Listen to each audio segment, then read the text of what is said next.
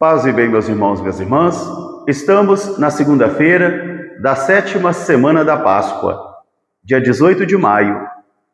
Hoje a família Capuchinha celebra São Félix de Cantalice. Ele foi o primeiro santo da Reforma Capuchinha e não era sacerdote, era um irmão leigo. E ele viveu de 1515 a 1587 e conquistou as ruas de Roma com o seu bom exemplo franciscano. O nosso evangelho de hoje é retirado do livro de João, capítulo 16, versículos de 29 a 33. Naquele tempo, os discípulos disseram a Jesus: Eis que agora não falas mais de forma figurativa, mas falas claramente, de modo que já não precisas mais que ninguém te pergunte nada. Agora cremos que viestes da parte de Deus. Jesus respondeu: Credes agora?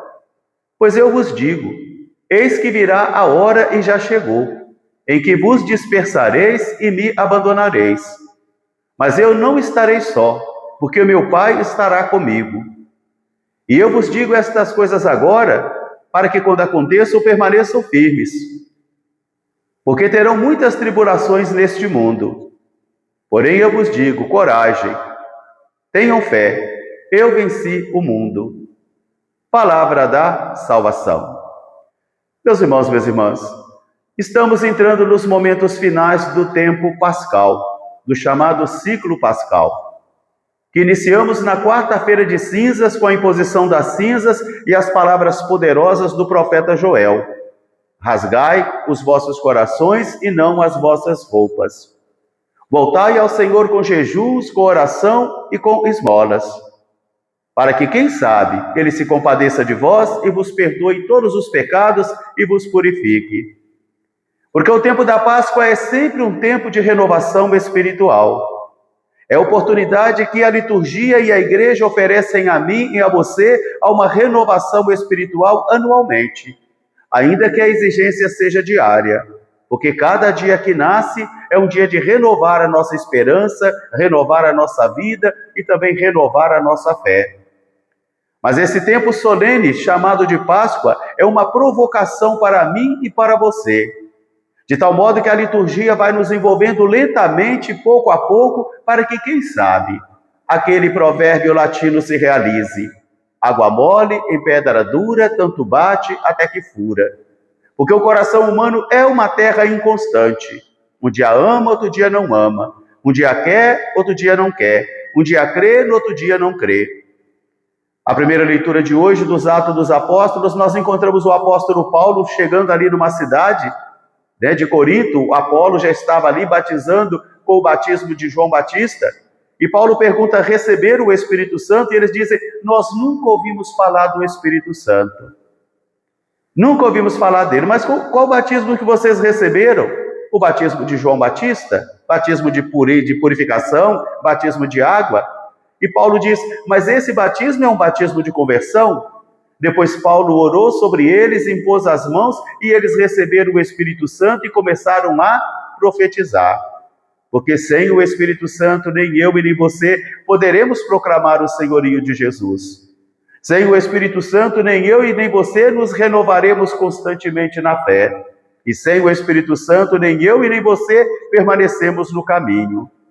De modo que muita gente tem o batismo ainda somente como esse batismo de jogar água ou mergulhar uma pessoa num rio. Mas o Espírito Santo mesmo fica desconhecido. É o sacramento que falhou? Claro que não.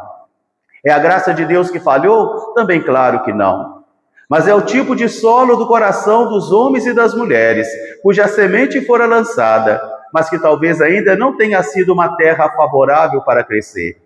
Porque o Senhor tem o seu dia e a sua hora de se encontrar com cada homem e cada mulher. De modo que muitos de nós, mesmo tendo sido batizados, vivemos com a presença do Espírito Santo inerte e inoperante em nossas vidas. De tal modo que nós podemos ser católicos e não ser cristãos, ser protestantes e não ser cristãos, porque somos somente homens e mulheres batizados com um batismo de tradição, de cultura, de imposição de família, mas que ainda não floresceu em nós. Que a graça do Espírito ainda não se manifestou plenamente em nossas vidas, e assim não conseguimos profetizar, não conseguimos levar a nossa vida de fé a sério. E daí vão surgir as aberrações dos católicos não praticantes, evangélicos não praticantes, de homens e mulheres que creem de cabeça e de teoria, mas na vida são pagãos, são ateus, porque as ações da vida negam aquilo que dizem que crê. Agora então nós podemos entrar e mergulhar no espírito do evangelho de hoje, onde os discípulos vão dizer a Jesus: agora já falas claramente do Pai e não usa mais figura de linguagem. Agora sabemos que viestes da parte de Deus, agora nós cremos que viestes da parte de Deus, mas uma compreensão ainda incompleta, inconsistente, porque ainda não tem o Espírito do Senhor. Porque é o Espírito Santo que faz com que eu e você creiamos e levemos a nossa fé a sério. Então eles dizem: agora sabemos que viestes do céu, talvez como um profeta poderoso em obras e palavras, talvez como um homem iluminado, talvez como um fundador de religião, talvez como um grande louco, um chefe revolucionário, como muitos de nós o compreendemos ainda hoje. Mas a identidade de Jesus é respondida naquela pergunta pessoal: quem sou eu? E para você, quem sou eu? Os discípulos dizem: agora sabemos que viestes da parte de Deus. Mas Jesus, olhando para ele, diz: agora dizeis isto? Pois eu vos digo, e já chegou a hora em que vós vos dispersareis e me deixareis só. Só o batismo de água, sem a presença do Espírito Santo, é incapaz de conduzir a minha vida. Diz o apóstolo que somente aqueles e aquelas que se deixam guiar pelo Espírito de Jesus são capazes de professar a fé nele e são capazes de combater o bom combate, porque é o Espírito que vai nos dando força, é o Espírito que vai nos dando a palavra certa, é o Espírito que vai formando as testemunhas de Jesus.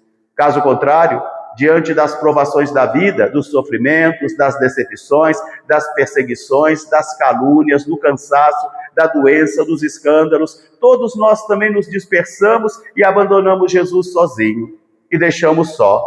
Mas ele diz: mas eu não ficarei só, porque o Pai está comigo.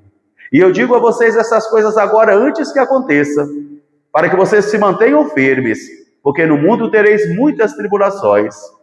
Meus irmãos, minhas irmãs, quem quer levar uma vida cristã sem tribulações e sem esforço, está no caminho errado, não compreendeu a fé cristã. Porque Jesus diz: quem quer ser meu discípulo, tome a sua cruz de cada dia, venha e segue-me. E às vezes a tribulação será porque eu terei que andar na contramão da história das ideologias, principalmente dos valores contrários a Jesus, contrários ao Evangelho, e isso trará sofrimento, isso trará tribulação. E às vezes nós teremos que lutar contra nós mesmos, contra as coisas que estão aqui, as ideias equivocadas, os sentimentos equivocados, a vida que estruturamos que está distante do Senhor, e isso causará grande tribulação para nós, quando não virão também as perseguições externas por causa do Evangelho. Se perseguiram a mim, vocês acham que não vão perseguir a vocês? Dizia Jesus. Mas coragem, permaneçam firmes. Eu venci o mundo e eu estarei com vocês até o fim dos mundos. Que esta palavra seja para mim, seja para você, um grande momento de pensar, de refletir e, com a graça de Deus, de renovar a nossa esperança, a nossa confiança em Deus e também a força da nossa batalha. Porque, como nos ensinou o Padre Pio, enquanto houver uma gota de sangue na veia de um cristão, estará acontecendo uma batalha espiritual entre o seu pensamento e o pensamento de Deus, entre o seu estilo de vida e o estilo de vida de Deus. E isso trará para mim e para você grandes tribulações também. Um grande fraterno abraço para todos, paz e bem. Até amanhã, se Deus quiser. São Félix de Cantalice, rogai por nós. Paz e bem.